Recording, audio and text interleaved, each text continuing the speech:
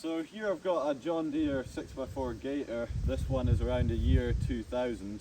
It's a diesel, and I used to make some videos with this around 4 years ago of various off-roading videos. I've looked back at those videos now and they've turned out to get quite a lot of views for what it is. So I decided to make another video now of how the Gator is, because there's been a few modifications since the last video. And I'm also going to get some off-roading, some more proper off-roading in comparison to what I was doing 4 years ago. So first of all, I'll show you a bit about what's been done here. So I've got a straight through exhaust here which bends and comes up fairly high, probably about 5 to 6 foot. I've also got the air intake here has been changed to a high level air intake for driving in deep water, which I did try once. So as you can see, that's around 5 foot high as well, so it can go pretty deep. I've also got this little pipe here which is coming from the fuel tank, just so that water doesn't go into the fuel tank as well. I have driven it and had the engine completely saturated in water. It drives no problem. It does struggle a little bit to put power to the wheels. I don't know if it's to do with the belt drive or what, but it's basically very slow when you drive it underwater. As well as that, just recently, on the pump here, I think that's a cap there, I took that off and I screwed a screw that's in there right out, pretty much as far out as I could, which is gonna make it inject quite a bit more diesel, basically makes it reeky and a bit more entertaining. And then I've also got this screw here, which I think I backed that right off too. And then I also had to bend the throttle pedal slightly to let me be able to get the full length of the cable to be able to rev it fully. So I've done that. It is now revving harder and it's smoking. It's not actually giving it any more power. Potentially I've turned the pump up a little bit too much. As well as that, I've got these upgraded tyres since the last video. These are Duro Excavator sort of mud tyres, and this is a very capable vehicle, far better than what people would think it was. I did have an Argo Cat previously, and this is a lot better in comparison. It's actually more capable in most ways, and this Gator here does not offer to tip over at all.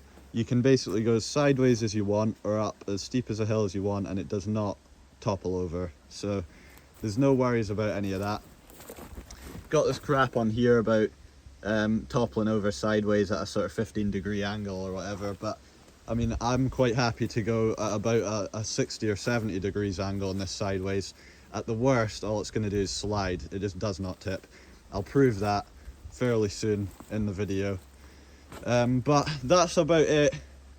That's about it for the talking part. I'm now going to get it going and show you a bit of action, which should be a bit better than the previous videos, because now that I watch them back, there looks like I was just driving along flat farm ground, which isn't that great. So here we go.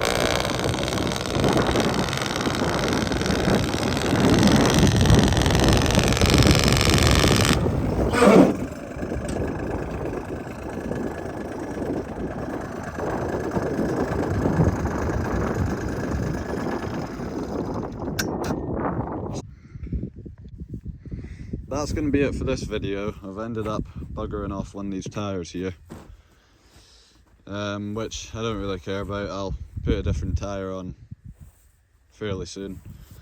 I'm going to make another video also fairly soon in a better spot, because where I am here, that is about the most hilly ground there is, so it is a bit limited to that.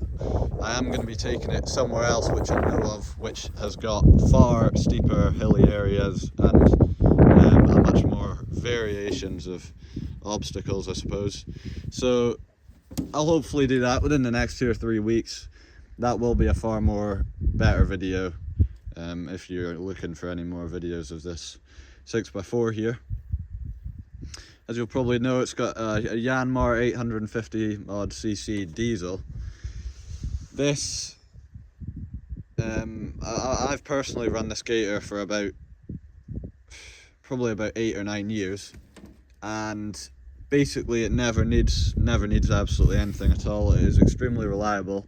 When I drove it completely underwater, I left it a month and a half, went to start it, and the starter had packed in, probably just due to the water getting in it. That is all that I've ever had to do in that period of time.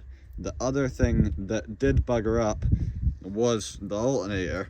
The only reason for that is because when I was about 10 years old, I went round like an idiot and sprayed all this with an aerosol, black aerosol. Sprayed it all over the alternator, thinking it would look the part. However, what happened was the paint got all on the coils or bronze fucking things, whatever you call them, and then the alternator stopped charging the batteries. So it does need a new alternator. However, the alternator didn't fail. It was purely me being an idiot. That this Gator, in the period of time that I've used it, has also never had an oil change. So the oil's probably not been changed for around 8 years. Same with the filter, obviously. Same with the fuel filter. Nothing's been changed. It's simply been run, which isn't something I do now, but something that I certainly used to do. The chains have needed tightened once. I do keep them regularly greased. It drinks a very minimal amount of diesel, maybe slightly more now that I've turned the pump up a bit. And it's just a very good thing. I mean, the heater plugs have never needed replaced. Nothing's ever really gone faulty with it at all.